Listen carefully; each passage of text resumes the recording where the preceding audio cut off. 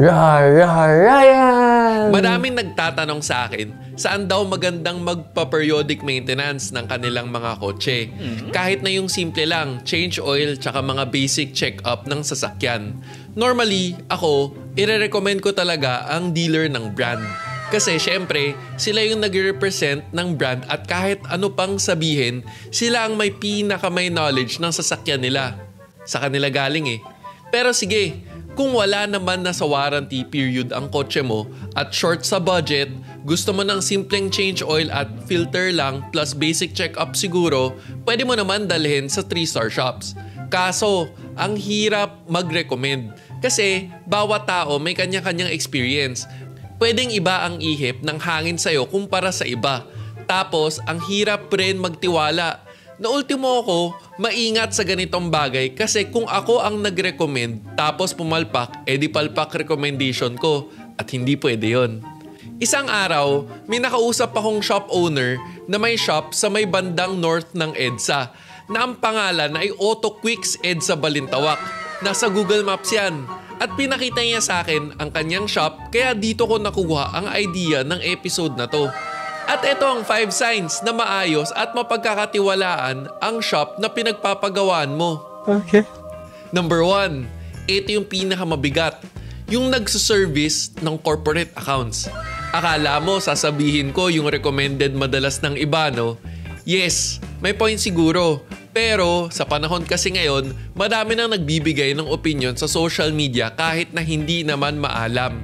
Minsan nga, sikat lang sa internet kaya tinatangkilik. Pero sa likod, madaming reklamo. Di nga lang lumalabas ang mga reklamo kasi sikat at marami na daw natulungan.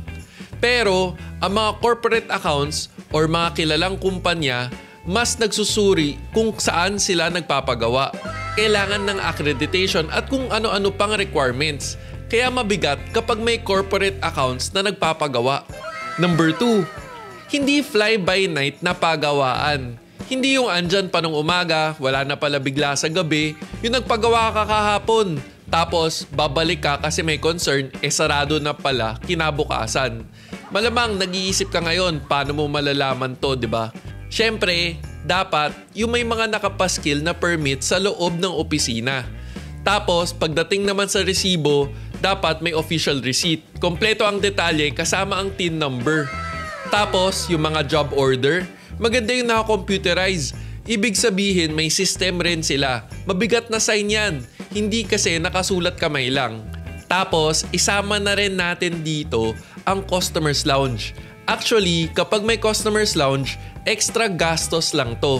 Kasi, hindi naman talaga kailangan. Ang gusto nga ng tao, yung nakaupo ka sa tabi ng mekaniko habang gumagawa, di ba? Pero kung gagastusan pa nila to, tulad ng aircon, magandang sofa at may malaking TV, seryoso sila sa pag-serve ng magandang experience sa customer na nagpapagawa sa kanila. Bakit nila gagastusan to kung fly-by-night sila, di ba? Siyempre, hindi rin pwede yung puro forma lang. Number 3, kompleto ang tools and equipments. Kasi kailangan mo mag-perform, hindi lang puro job forms. Basic na dito, yung may lifter, wheel aligner, wheel balancing, or tire mounting, may caddy na kompleto yung tools. Mas mabigat pa kapag branded. Bonus round pala, para sa number na to, since na-mention na rin natin ang job form, isang sign na rin pala ay kung naka-uniform ang technician.